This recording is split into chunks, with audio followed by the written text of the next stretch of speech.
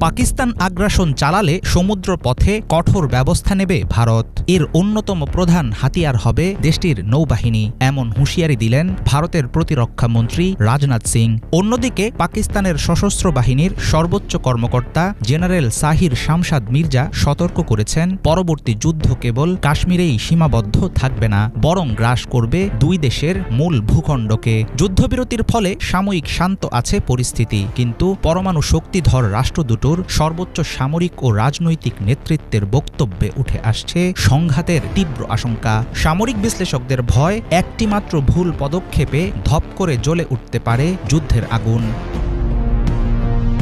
গত ৩০ মে শুক্রবার ভারতের গোয়া উপকূলে বিমানবাহী যুদ্ধজাহাজ INS বিক্রান্তে প্রতিরক্ষা মন্ত্রী রাজনাথ সিংয়ের দেয়া বক্তব্য সরাসরি যুদ্ধের হুমকি বলে মনে করছেন অনেকে। ভারতের অপারেশন সিঁদুর এখনও শেষ হয়নি, শক্তি দেখানো শুরুর আগেই অভিযান থামিয়েছে তার দেশ, এমন মন্তব্য করেন মন্ত্রী।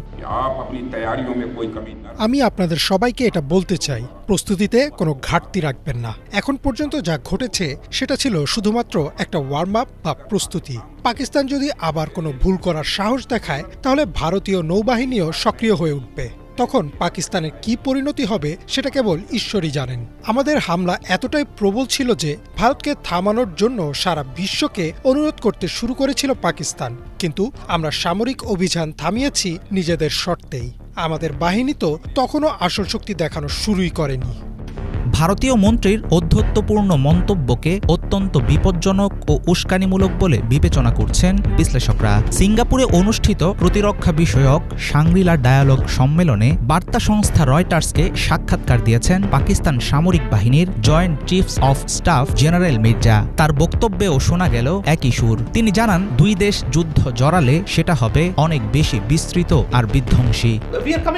এই সংঘর্ষ ছিল একটি উস্কানিমূলক যুদ্ধ, যা যুদ্ধের সীমা আরও নিচে নামিয়ে এনেছে। আগে যুদ্ধ সীমাবদ্ধ থাকত বিতর্কিত কাশ্মীর অঞ্চলে, কিন্তু এবার তা ছড়িয়ে পড়েছে আন্তর্জাতিক সীমান্তে, এবং ভবিষ্যতে এটা আর শুধু কাশ্মীর পর্যন্ত সীমিত থাকবে না, পুরো ভারত এবং পুরো পাকিস্তান এর আওতায় চলে আসবে। এবার তো শহরগুলোই প্রথমে টার্গেট করা হয়েছে, সীমান্ত নিয়ন্ত্রণ রেখা পরে।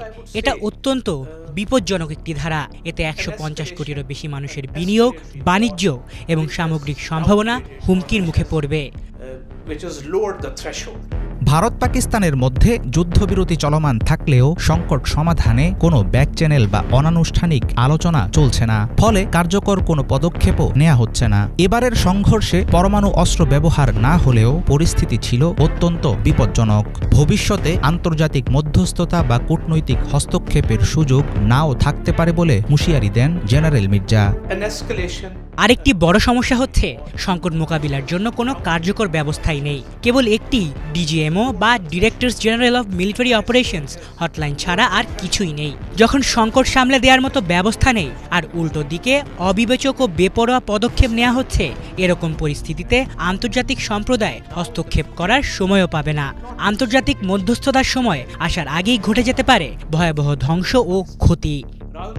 চলমান উত্তেজনার মধ্যে সিঙ্গাপুরে শুরু হয়েছে শীর্ষ প্রতিরক্ষা সম্মেলন শাংরি-লা ডায়ালগ। এশিয়ার সর্বোচ্চ প্রতিরক্ষা ও নিরাপত্তা বিষয়ক সম্মেলনের ২২তম আসরে গুরুত্ব পাবে ভারত পাকিস্তান সংঘাত, দক্ষিণ চীন সাগর ও তাইওয়ান ইস্যু। ৪০টিরও বেশি দেশের প্রতিনিধির মাঝে পাকিস্তান ও ভারতের প্রতিনিধি থাকলেও কোনো দ্বিপক্ষীয় বৈঠকের কথা জানা যায়নি। সীমান্তে সেনা মোতায়েন কমাতে দুই দেশের সম্মতির ইঙ্গিত পাওয়া গেছে। সামরিক বিশেষজ্ঞরা বলছেন, পাল্টাপাল্টি দোষারোপ উস্কানির বদলে খুঁজতে হবে স্থায়ী সমাধান। হাফিজুল ইসলাম, বাংলা ভিশন।